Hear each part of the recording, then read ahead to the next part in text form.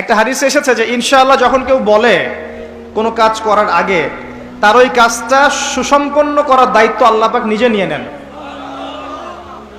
একটা হাদিস শোনাই, সুলাইমান আলাইহিস সালাম তার 100 জন স্ত্রী ছিল।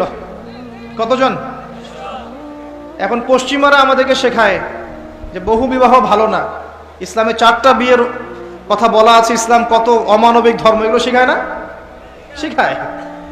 সুলাইমান আলাইহিস সালাম কাদের নবী?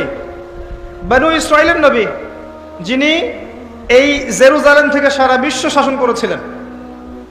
তার পিতা দাউদ আলাইহিস সালামও সারা বিশ্ব শাসন করেছেন এই জেরুজালেম থেকেই। পরবর্তীতে তিনি দাউদের পুত্র সুলাইমান আলাইহিস সালাম, তিনি আরো বেশি ক্ষমতা নিয়ে বিশ্ব শাসন করেছেন। জিনরাও তার অনুগত ছিল। তিনি পশু পাখির ভাষা বুঝতেন, এমনকি পিঁপড়ার ভাষা পর্যন্ত বুঝতেন। সুবহানাল্লাহ। বাতাসে ফ্লাই করতে পারতেন। জানেন না আপনারা? সুলাইমান আলাইহিস সালামের 100 জন স্ত্রী, তিনি বলছেন আজকে আমি আমার সব স্ত্রীর কাছে যাব এবং প্রত্যেকের গর্ভ থেকে একটা করে সন্তান আসবে এবং এই সন্তানরা আল্লাহর পথের মুজাহিদ হবে। তিনি একটা কথা বলতে ভুলে গেলেন। কি? নবী সাল্লাল্লাহু আলাইহি ওয়াসাল্লাম বলছেন যে কোনো স্ত্রী সন্তান জন্ম দেয়নি, একজন স্ত্রীর গর্ভে একটা সন্তান এসেছিল, সেটা আপনার প্রিম্যাচিউর, যেটাকে আমরা বলি প্রিম্যাচিউর বেবি, মানে হ্যাঁ বিকলাঙ্গ না শব্দটা, আসলে মানে ম্যাচিউর না, আমাদের মতো সুস্থ না, সুস্থ সবল না, এবং সেও পরবর্তীতে বাঁচেনি আর কি। তো নবী সাল্লাল্লাহু আলাইহি ওয়াসাল্লাম বলছেন ওই দিন যদি সুলাইমান আলাইহিস সালাম ইনশাআল্লাহ বলতেন তাহলে তার কথাই সত্য হতো। ইনশাআল্লাহর ক্ষমতা বুঝতে পারছেন? নবী করিম সাল্লাল্লাহু আলাইহি ওয়াসাল্লাম মক্কায় দিন প্রচার করছেন এবং তার বিরোধিতা করছে কাফের মুশরিক কুরাইশরা। তাদের কাছে ধর্মতাত্ত্বিক কোনো দলিল ছিল না। তারা দলিল খুঁজতে চলে গেল ইয়াসরিব, মদিনায়। মদিনায় ইহুদিরা থাকতো। সেখানে গিয়ে ইহুদিদেরকে জিজ্ঞাসা করছে আমাদেরকে এমন কিছু শিখিয়ে দাও যেটা দিয়ে আমরা মুহাম্মদ সাল্লাল্লাহু আলাইহি ওয়াসাল্লামকে চ্যালেঞ্জ করতে পারি। তখন ইহুদিরা শিখিয়ে দিল তাকে গিয়ে 3টা প্রশ্ন করবে। কয়টা প্রশ্ন?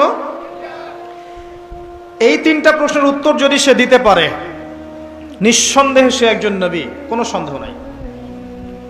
আর যদি এই 3টার উত্তর দিতে না পারে বুঝে নিবে সে মিথ্যাবাদী, সে নবী নয়। কত বড় প্রশ্ন তাহলে! কারা শিখিয়ে দিল? ইহুদিরা।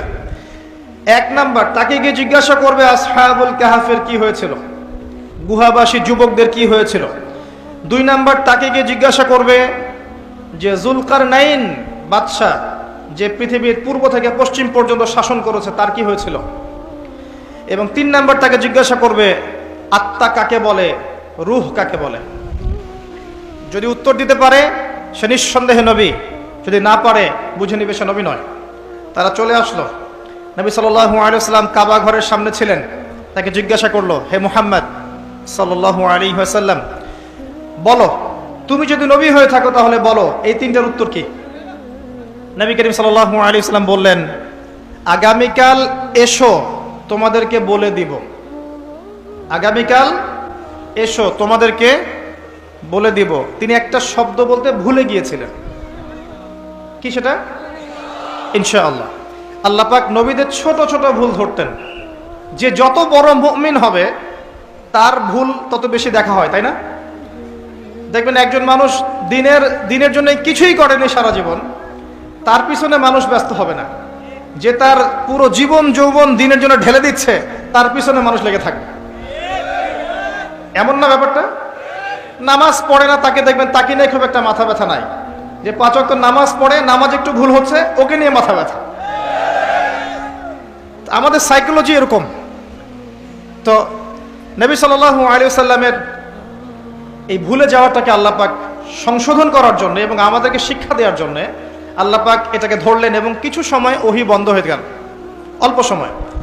এদিকে মক্কার কুরাইশরা তো উৎফুল্ল, সে তো বলেছিল আগামীকাল উত্তর দিবে, এখন উত্তর দিতে পারছে না। আর নবী সাল্লাল্লাহু আলাইহি ওয়াসাল্লাম ভেবেছিলেন যে জিবরাইল আলাইহিস সালাম তো তার কাছে আসেন, আসলে জিজ্ঞাসা করলেই তিনি বলে দিবেন। আল্লাহ পাক সূরা কাহফের 23 এবং 24 নম্বর আয়াত নাজিল করলেন কয়েকদিন পর। আয়াতটা হচ্ছে ওয়ালা তাকুলান্না লিশাইইন ইন্নী ফাইলুন যালিকা গাদান ইল্লা আন ইয়াশা আল্লাহ। হে নবী মুহাম্মদ সাল্লাল্লাহু আলাইহি ওয়াসাল্লাম, আপনি কোশ্চিন কালেও বলবেন না যে আমি আগামীকাল কিছু করব ইনশাআল্লাহ বলা ব্যতীত। এই শিক্ষাটা কাকে দিচ্ছেন আল্লাহ পাক? শুধু তাকে না, আমাদেরকেও। কিয়ামত পর্যন্ত এই শিক্ষা থাকবে না? থাকবে। অতএব ইনশাআল্লাহ দিয়ে আপনি আল্লাহর অনুগত সভ্যতা এবং আল্লাহ বিরোধী সভ্যতাকে চিহ্নিত করতে পারবেন। আল্লাহ বিরোধী সভ্যতা কখনো ইনশাআল্লাহ বলে না। বলে? ওই নেটো কি ইনশাআল্লাহ বলে কখনো? জিউসরা বলে? ও পশ্চিমারা বলে? এবং ওদের ধাঁচে যারা নিজেদের মানসিকতা তৈরি করেছে এরাও কখনো ইনশাআল্লাহ বলবে না। বলবে? বলবে না। কিন্তু আল্লাহর বান্দারা বলবে ইনশাআল্লাহ আমি আগামীকাল করব। তাই বলবে না? ইনশাআল্লাহ। মুসা আলাইহিস সালাম ভাষণ দিচ্ছিলেন এবং জনগণের মধ্যে একজন বললেন, আপনি তো অনেক চমৎকার ভাষণ দিচ্ছেন, আপনার চেয়ে কোনো জ্ঞানী মানুষ কি আছে? নবী মুসা আলাইহিস সালাম বলেছেন, না, নেই। আল্লাহ পাক ধরলেন। ওই যে নবীদের ভুল আল্লাহ পাক ধরেন। তোমার চেয়ে জ্ঞানী মানুষ আছে, আমার আরেকজন বান্দা, তার নাম খেদের, সে তোমার চেয়ে অনেক বেশি জ্ঞানী। নবী মুসা আলাইহিস সালাম বললেন, আমি তার সাথে মিট করতে চাই, কোথায় তাকে পাবো? আল্লাহ পাক বললেন, একটা মাছ নাও, মাছ, এই মাছটা যেখানে গিয়ে জীবন্ত হয়ে যাবে এবং যেখানে দুইটা সাগর মিলিত হবে এখানেই তুমি তাকে পাবে। তিনি সফর করা শুরু করলেন। সফর করতে করতে করতে করতে এক পর্যায়ে ক্লান্ত হয়ে পড়লেন, রাস্তা ভুল করলেন। তার সঙ্গীকে বললেন, খাবার নিয়ে আসো। তার সঙ্গীর নাম ছিল ইউশা বিন নুন, যিনি পরবর্তীতে নবী হয়েছিলেন। তিনি বললেন, খাবার তো নাই, মাছ তো জীবিত হয়ে চলে গেছে মাছ পানির মধ্যে, আমি আপনাকে বলতে ভুলে গিয়েছিলাম। নবী মুসা আলাইহিস সালাম বলছেন, বলো কি? ওই জায়গায় তো সেই জায়গা যেখানে আমি তাকে পাবো, চলো সেখানে। আবার ফিরে আসতে হলো সেই জায়গায়। এসে দেখলেন পাথরের উপরে একজন ব্যক্তি বসে আছেন, তার নাম খেদের বা শ্যামল। খেদের মানে শ্যামল। তিনি যেখানে বসতেন সেই জায়গা সবুজ শ্যামল হয়ে যেত। তাকে আল্লাহ পাক তার পক্ষ থেকে জ্ঞান শিক্ষা দিয়েছিলেন। ওয়াল্লামনাহু মিন লাদুন্না ইলমা, ওই ব্যক্তিকে আমি আমার পক্ষ থেকে জ্ঞান শিক্ষা দিয়েছিলাম। সুবহানাল্লাহ, আল্লাহর পক্ষ থেকে জ্ঞান মানুষকে শিক্ষা দেওয়া হয়েছে। কয়েকজন ব্যক্তি আছেন কোরআনে যারা সরাসরি নবী ছিলেন কিনা এটা নিয়ে দ্বিমত আছে, কিন্তু আল্লাহর পক্ষ থেকে তাদেরকে জ্ঞান এবং প্রজ্ঞা দেওয়া হয়েছিল, কোনো দ্বিমত নাই। লুকমান হাকিম, আরেকজন যুলকারনাইন আলাইহিমুসসালাম। আসুন, খিদর আলাইহিস সালামকে গিয়ে নবী মুসা আলাইহিস সালাম বলছেন, হাল আত্তাবিউকা আলা আন তুআল্লিমানি মিম্মা উল্লিমতা রুশদা, আমি কি তোমার ইত্তেবা করতে পারি এই শর্তে যে আল্লাহ আপনাকে যে জ্ঞান শিখিয়েছেন সেটা আমাকে শেখাবেন? খিদর আলাইহিস সালাম বললেন, ইন্নাকা লান তাস্তাতিআ মাইয়া সাবরা, তুমি আমার সাথে ধৈর্য ধরতে পারবে না। নবী মুসা আলাইহিস সালাম বললেন, সাতাজিদুনি ইনশাআল্লাহু সাবিরান ওয়ালা আ'সি লাকা আমরা, ইনশাআল্লাহ আমি ধৈর্য ধরবো, আমাকে আপনার কাজে বিঘ্ন সৃষ্টিকারী পাবেন না। ঠিক আছে, ইনশাআল্লাহ বলেছো, চলো এখন। কিন্তু নবী মুসা আলাইহিস সালাম ধৈর্য ধরতে পারেন নাই। শেষে গিয়ে আপনি দেখতে পারবেন খিদর আলাইহিস সালাম আগেই সেটা বুঝতে পেরেছিলেন। যার কাছে আল্লাহর পক্ষ থেকে জ্ঞান থাকে সে অনেক দূর পর্যন্ত দেখতে পারে। আমি কি বোঝাতে পারছি? পথ চলা শুরু হলো, ফানতালাকা, তারা হাঁটতে থাকলেন। একবার নৌকা ফুটা করে দেয়া হলো, শর্ট করে বলছি আমি। একবার একটা বাচ্চাকে হত্যা করলেন, আর একবার একটা দেয়ালকে নির্মাণ করলেন। আজকে গিয়ে পড়বেন সূরাটা, শেষের দিকে আছে। তিনবারই মুসা আলাইহিস সালাম বললেন, আপনি এটা কি করছেন? নৌকা ফুটা করলেন কেন? যে যারা আমাদের উপকার করলো আপনি তার নৌকা ফুটা করে দিলেন। বাচ্চাকে কেন হত্যা করলেন? নিষ্পাপ বাচ্চা, সে কি দোষ করেছিল? এই দেয়ালটা নির্মাণ করলেন কেন বিনা পারিশ্রমিকে? ওরা তো আমাদেরকে মেহমানদারিও করলো না। তখন খিদর আলাইহিস সালাম বললেন, হাদা ফিরাকু বাইনি ওয়া বাইনাক, তোমার আর আমার মধ্যে আর পথ চলা হলো না, তবে আমি তোমাকে জানিয়ে দেব কাজগুলো আমি কেন করেছি। এক নাম্বার, আমি নৌকা এই কারণে ফুটা করেছিলাম, যদি নৌকাটা ফুটা না করতাম, নৌকার পিছনে জলদস্যু ছিল, নৌকাটা ভালো হলে নিয়ে চলে যেত। এক, তাই আমি তার কোনো ক্ষতি করিনি, তার উপকার করেছি। দুই, এই বাচ্চাকে আমি হত্যা করেছি আল্লাহর আদেশে, কারণ এই বাচ্চা বড় হলে অনেক বড় কাফের হতো, অনেক মানুষকে কাফের বানাতো, নিজের পিতা মাতাকেও কাফের বানাতো।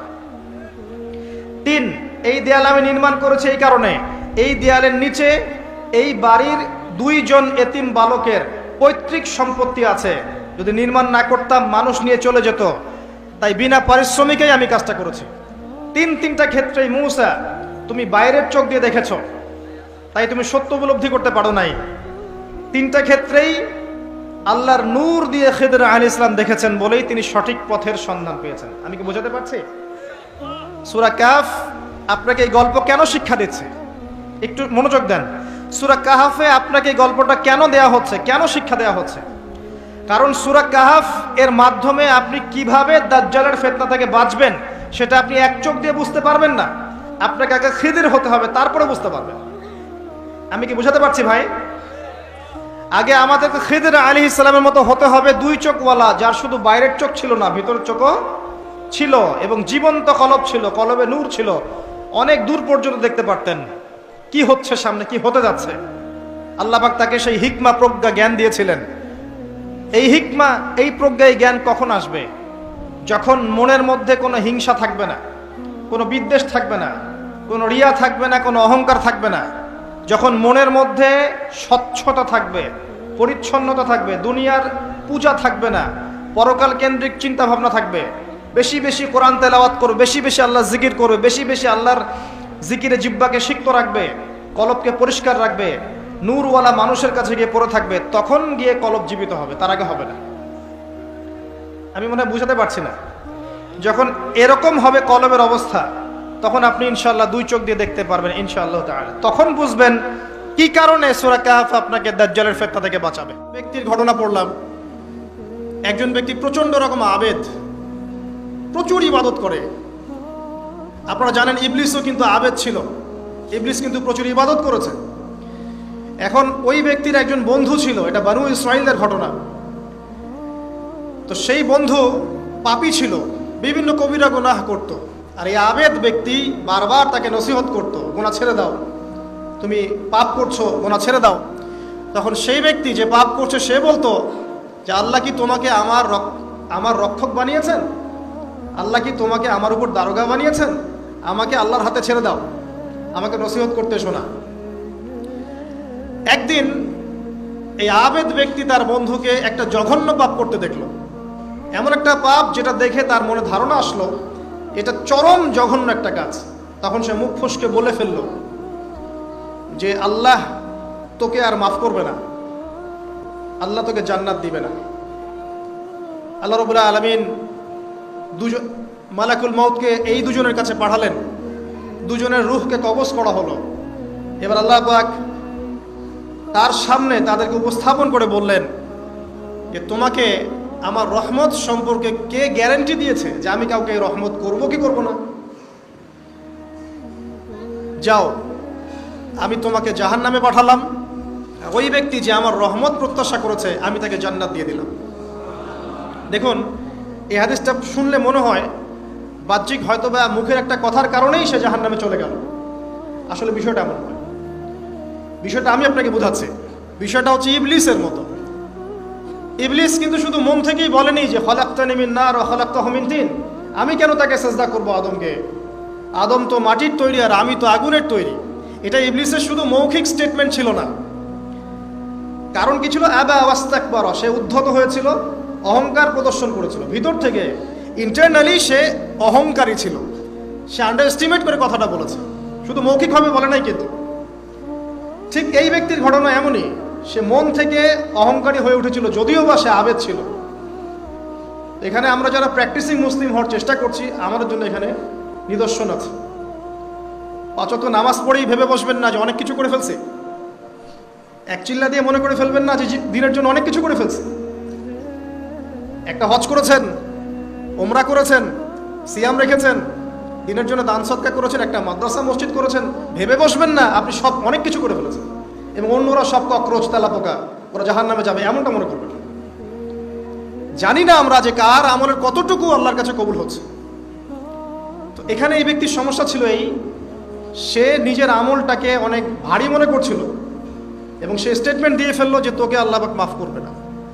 এই একটা কথা মন থেকে বলার কারণে তার ইহকাল পরকাল দুটা বরবাদ হয়ে গেল, সে জাহান্নামে চলে গেল। ঠিক আরেক ব্যক্তির ঘটনা আছে এমন, এগুলো সবগুলো রেফারেন্স আছে। এক ব্যক্তি প্রচুর ইবাদত করত, আল্লাহ পাক তার ইবাদত করার জন্যে পাহাড়ের চূড়ায় একটা সুন্দর ব্যবস্থাও করে দিয়েছিলেন, সেখানে ডালিম গাছ হতো, ঝর্ণা আসতো, খাবারের কোনো অভাব নাই। হাদিস এসেছে 500 বছর সে ইবাদত করেছে। কত বছর? কিয়ামতের মাঠে এই ব্যক্তির অবস্থা এমন হবে, তাকে জান্নাতে প্রবেশ করানোর জন্য নিয়ে যেতে বলা হবে। যাও আমার রহমতে জান্নাতে চলে যাও। আল্লাহ পাক তাকে এই কথাটা বলবেন। কিন্তু এই ব্যক্তি বলবে আমার আমলের কারণে আল্লাহ পাক বলবেন আমার রহমতে জান্নাতে চলে যাও। ব্যক্তি বলবে আমার আমলের কারণে। আল্লাহ রাব্বুল আলামিন তখন তাকে দেওয়া সমস্ত নেয়ামতগুলোকে এক পাল্লায় করবেন, আর তার সমস্ত আমলকে আরেক পাল্লায় করবেন। একটা চোখের যে নেয়ামত আল্লাহ পাকের, সমস্ত আমলও 500 বছরের ইবাদত এতটুকু হয়নি। তারপর তাকে বলা হবে ওকে জাহান্নামে নিয়ে যাও। এবার জাহান্নামে যাওয়ার সময় সে বলবে আল্লাহ তোমার রহমতে আমাকে মাফ করে দাও। তখন আল্লাহ পাক তাকে আবার ডেকে নিয়ে আসবেন, বলবেন যে তোমাকে যে আমি ইবাদত করার জায়গা করে দিয়েছিলাম, এটা কি তুমি নিজে করেছো না আমি করেছি? সে বলবে আপনি করেছেন। তোমাকে যে আমি সৃষ্টি করেছিলাম তখন কি তুমি কোনো আমল করেছিলে? বলবে না। তাহলে তোমাকে যে সৃষ্টি করেছি আমি, এটা কি তোমার আমলের কারণে? না। তোমাকে সারা দুনিয়াতে এত নিয়ামত দিয়েছি, এটা কি তোমার আমলের কারণে? সে বলবে না। তখন তাকে জান্নাতে প্রবেশ করানো হবে। আমরা এই সামান্য একটু ক্ষমতা পেলেই আমাদের কেউ চেনে না, গায়ে হাতি দেওয়া যায় না, ঠিক আছে? মানে তখন সে নিজেকে মনে করে যে সে এই পৃথিবীর সবকিছু, বাকি মানুষ আর মানুষ না। ক্ষণস্থায়ী সামান্য একটু ক্ষমতা দিয়ে দেখবেন আমাদের অবস্থা খারাপ। প্রত্যেকের ধর্মতাত্ত্বিক ক্ষেত্রেও যদি কাউকে আপনি একটু ক্ষমতাধর আলেম মনে করেন, দেখবেন অহংকারে বাঁচতেছেন। কারো একটু পপুলারিটি হয়ে গেছে, দেখবেন অহংকারে বাঁচতেছেন। আইওয়াশ শোডাউনের জামানা তো এটা, যে যত পারে মানুষকে দেখাতে পারলে বাঁচে আর কি। কাজ হবে 5%, 95% হচ্ছে আইওয়াশ। যে কোনো জায়গায়, ধর্মতাত্ত্বিক জায়গা বলেন, social, economical, political, world affairs, কাউকে যদি আল্লাহ পাক যাররা পরিমাণ একটু ক্ষমতা দিয়ে দিয়েছেন, ব্যাস তাকে আর চেনা যায় না। যুলকারনাইনকে আল্লাহ পাক আলাইহিস সালাম মাশরিক মাগরিবের ক্ষমতা দিয়েছিলেন। যুলকারনাইন মনে আছে? কোন সূরা আছে যুলকারনাইনের কথা? সূরা কাহফ। আল্লাহ পাক তাকে এমন রহমত করেছিলেন যে মাশরিক মাগরিব মানে পূর্ব পশ্চিম পর্যন্ত তাকে রাজত্ব দিয়ে দিয়েছেন। এত দাপট ছিল তার, যেদিকে সেনাবাহিনী নিয়ে যেতেন সেদিকে বিজয় করতে পারতেন। পড়ে দেখেন। আর এই ব্যক্তি কিন্তু আলেকজান্ডার দ্য গ্রেট নয়। পশ্চিমারা এখানে আবার একটা ষড়যন্ত্র করেছে। তারা বলে এই ব্যক্তি ছিল আলেকজান্ডার দ্য গ্রেট। এটা ভুয়া কথা। তিনি একজন আল্লাহ পাকের বড় ওলি ছিলেন অথবা নবী ছিলেন। কি ছিলেন আল্লাহ পাক এটা কোরআনে বলেন, স্পষ্ট করেন নাই। তা আমরা ধরে নিচ্ছি আল্লাহ পাকের তিনি একজন শুকরগুজার বান্দা ছিলেন। তাকে একটা কম বলছে যারা পাহাড়ের মাঝখানে থাকতো, ইয়া যুলকারনাইন, হে যুলকারনাইন, ইন্না ইয়াজুজ ওয়া মাআজুজ মুফসিদুনা ফিল আরদ, ইয়াজুজ আর মাআজুজের সভ্যতা জমিনে ফাসাদ সৃষ্টি করছে। ফাহাল নাজআলু লাকা খারাজান আলা আন তাজআলা বাইনানা ওয়া বাইনাহুম সাদ্দা, আমরা কি তোমাকে একটু ট্যাক্স দিব, খাজনা দিব, যে খাজনার বদৌলতে তুমি একটা প্রাচীর নির্মাণ করে দিবে, যে প্রাচীর নির্মাণ করলে ওরা আর আমাদের কাছে আসতে পারবে না।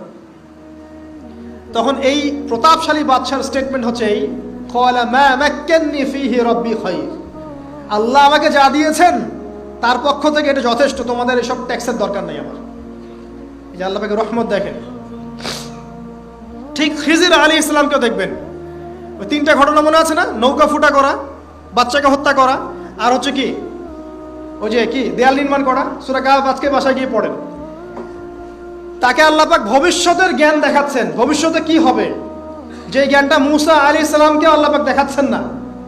মূসা আলাইহিস সালাম বলছেন কেন নৌকা ফুটা করলেন, কেন বাচ্চাকে হত্যা করলেন, কেন এই প্রাচীর নির্মাণ করলেন। আর খিদির আলাইহিস সালাম বলছেন যে জ্ঞান আল্লাহ তোমাকে দেন নাই তা আল্লাহ পাক আমাকে দিয়েছেন।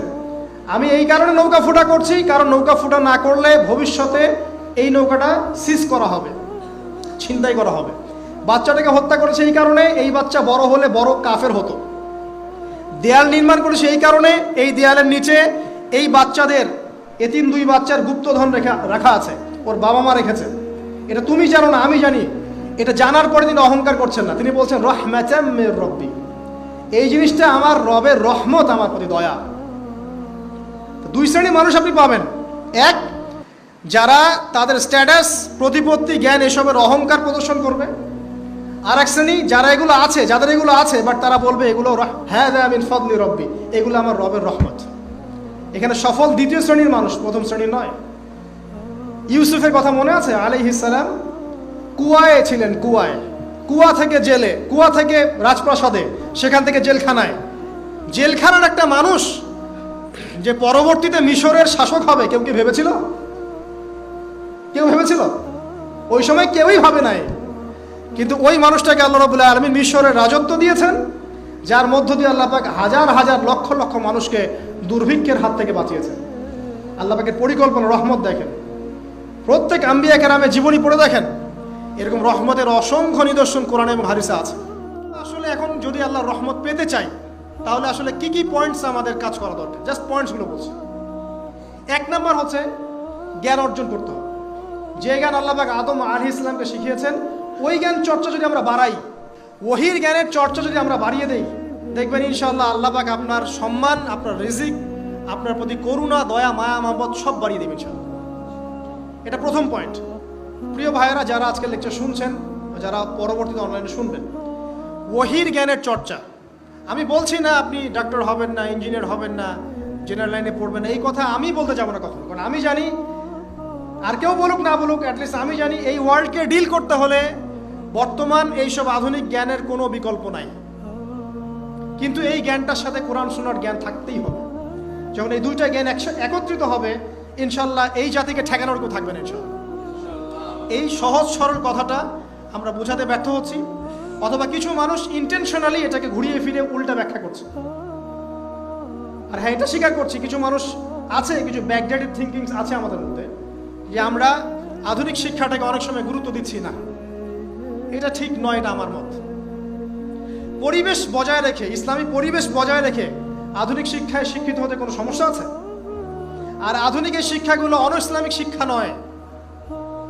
আপনি যে কোনো এডুকেশনের বেসে যান, ম্যাথামেটিক্সে যাবেন, অ্যালজেব্রায় যাবেন, আপনি কেমিস্ট্রিতে যাবেন, ফিজিক্সে যাবেন, বায়োকেমিস্ট্রি যাবেন, জ্যোতির্বিজ্ঞানে যাবেন, মেডিকেল সায়েন্স, প্রত্যেকটাতে দেখেন মুসলিমদেরকে খুঁজে পাবেন আপনি।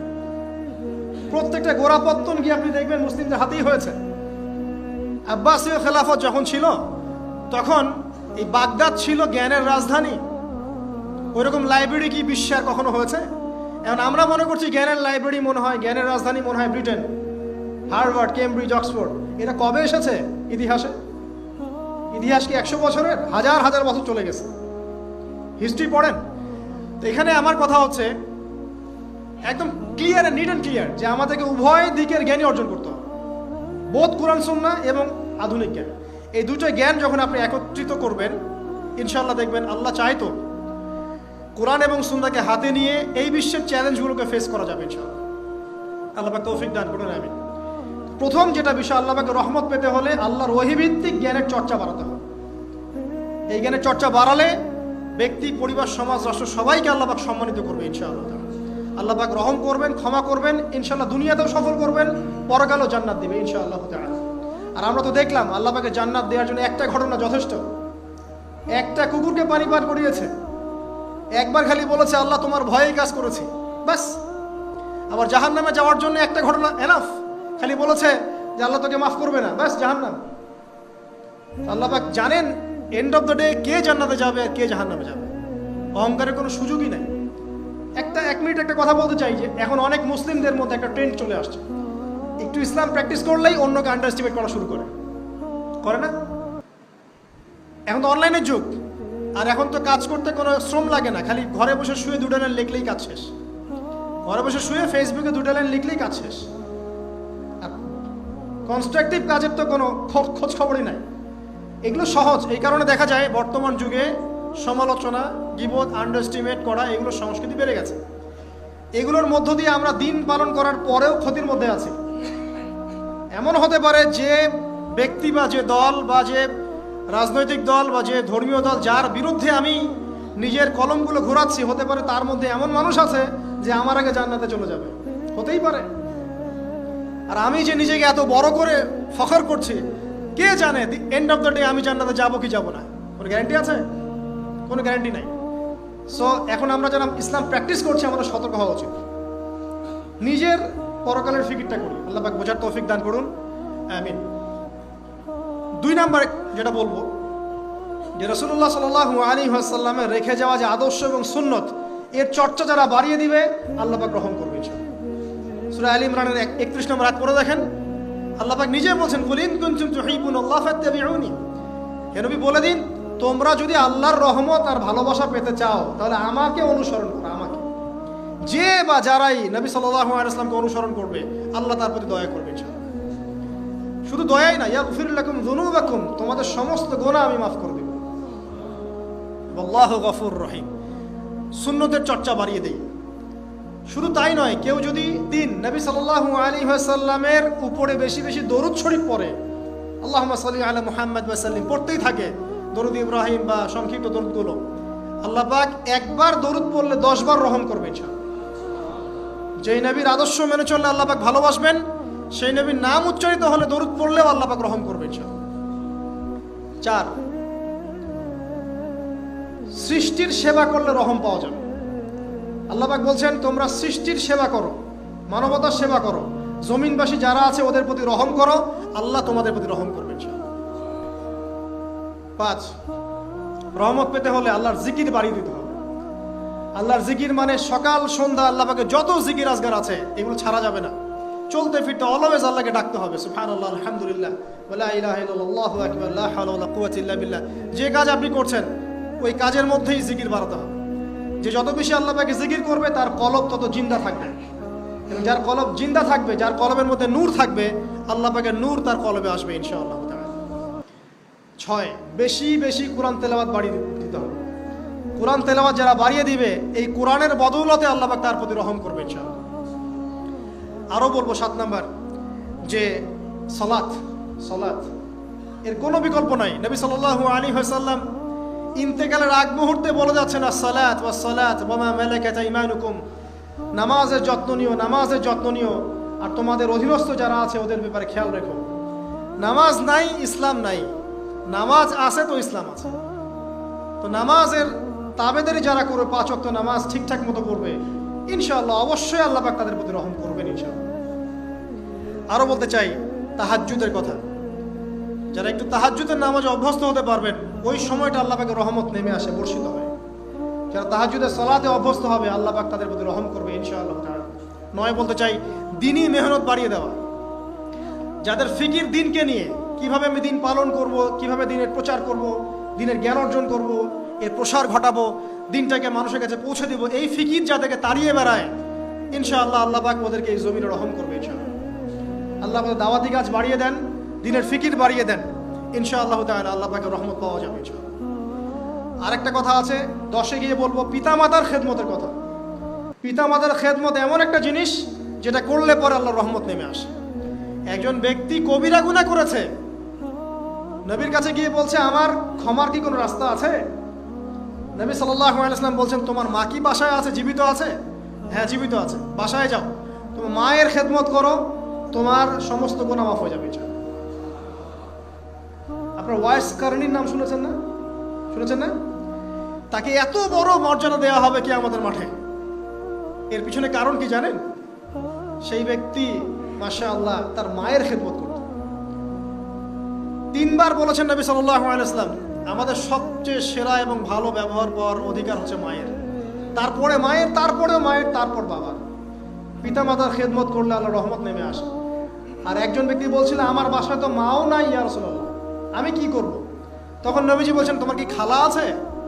খালা বেঁচে আছে? খালা বেঁচে আছে, খালার খেদমত করো। এখনকার এই বিশ্বে দেখেন সম্পর্কগুলো কিন্তু ভেঙে যাচ্ছে। পিতা মাতা, ভাই বোন, আত্মীয় স্বজন, প্রতিবেশীর তো খবরই নেই। আমি তো জানি না আমার পাশের ফ্ল্যাটে কে থাকে। হ্যাঁ, অবস্থা এমন।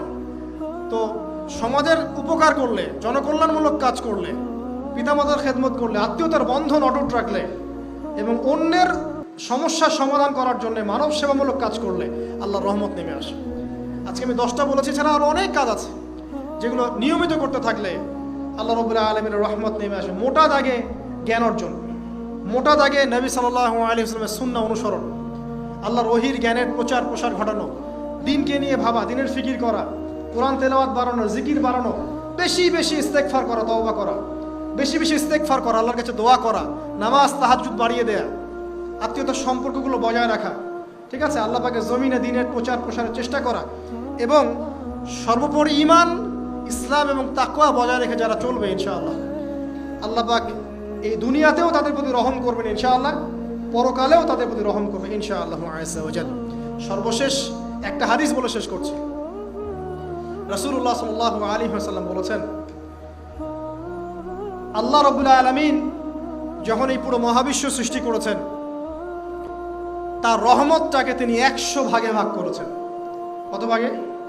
100 ভাগে। তার অনলি একটা ভাগ, মাত্র একটা ভাগ আল্লাহ রাব্বুল আলামিন পুরো মহাবিশ্বে ছড়িয়ে দিয়েছেন, এক ভাগ। আর আপনাদেরকে আমি অন্য একটা লেকচারে বলেছিলাম, সমুদ্রের ধারে যখন আপনি হাঁটবেন বা নদীর তীরে যখন আপনি হাঁটবেন, ওখানে একটা বালুর যে পরিমাণ অবস্থান, এই পুরো মহাবিশ্বে কিন্তু পৃথিবীর অবস্থান তার চেয়েও কম। যারা সায়েন্স পড়েছেন তারা জানেন, পুরো মহাবিশ্বে পৃথিবীর অস্তিত্ব এর চেয়েও কম, একটা বালুর কণার চেয়েও কম। মহাবিশ্ব এত বড়, এই পুরো মহাবিশ্বে আল্লাহ পাক এক ভাগ রহমত বন্টন করে দিয়েছে সৃষ্টিজীবের মধ্যে। এতে করে আপনি দেখবেন একটা কুকুর পর্যন্ত তার বাচ্চাকে কিন্তু আদর করে, একটা গাভী তার বাচ্চার গা পরিষ্কার করে, তাই না? আর আমরা তো আমাদের বাচ্চাদের জন্য যা করি আপনারা দেখতে পাচ্ছেন। বাকি 99 ভাগ রহমত আল্লাহ রাব্বুল আলামিন তার নিজের কাছে গচ্ছিত রেখেছেন, যা দিয়ে কিয়ামতের মাঠে আল্লাহ পাক বান্দাদেরকে মাফ করবেন ইনশাআল্লাহ। অতএব সর্বশেষ কথা হচ্ছে, আমরা যারা আল্লাহ থেকে দূরে আছি, হতাশ হওয়ার কোনো কারণ নাই। লা তাকনাতু মির রাহমাতিল্লাহ। নামাজ পড়ছেন না, আজকেই ফিরে আসেন। রোজা রাখেন নাই, আজকেই ফিরে আসেন। নামাজ এবং রোজা যা রাখেন নাই, ক্যালকুলেট করেন কত ওয়াক্ত নামাজ পড়েন নাই, কত মাসের রোজা রাখেন নাই, রাখার কাজা করার চেষ্টা করেন। যাকাত দেন নাই, হিসেব করেন, যাকাত দিয়ে দেন। সুদ খেয়েছেন, তওবা করে আজকেই ফিরে আসেন। জেনা করেছেন, আজকেই ফিরে আসেন। মানুষকে ঠকিয়েছেন, তার টাকা ফেরত দিয়ে দেন। সম্পত্তি জোর করে আত্মসাৎ করেছেন, ফেরত দিয়ে দেন। দিয়েছেন, গোপনে তাকে গিয়ে বলেন, ভাই আপনাকে গালি দিয়েছিলাম, আমাকে মাফ করে দিন। আজকেই ফিরে আসেন। লা তাকনাতু মির রাহমাতিল্লাহ, ইন্নাল্লাহা ইয়াগফিরু যুনুবা জামিআ। আল্লাহ পাক সমস্ত গুনাহ মাফ করবেন ইনশাআল্লাহ। অতএব তরুণ সমাজে যারা হতাশ, পাপে নিমজ্জিত আছো, নামাজ পড়ছো না, হারাম অ্যাফেয়ার্সে আছো, মাদক খাচ্ছ, এইসব অশ্লীল কাজে সময় নষ্ট করছো, বেপরদায় ঘুরছো, হ্যাঁ, পিতামাতার সাথে রুড বিহেভ করছো, তোমার বয়সটাকে নষ্ট করছো, দিনের জন্য 3 দিন সময় লাগাতে পারলে না, কোরআন পড়া শিখতে পারলে না, কিছুই করছো না, হতাশ হয়েও না।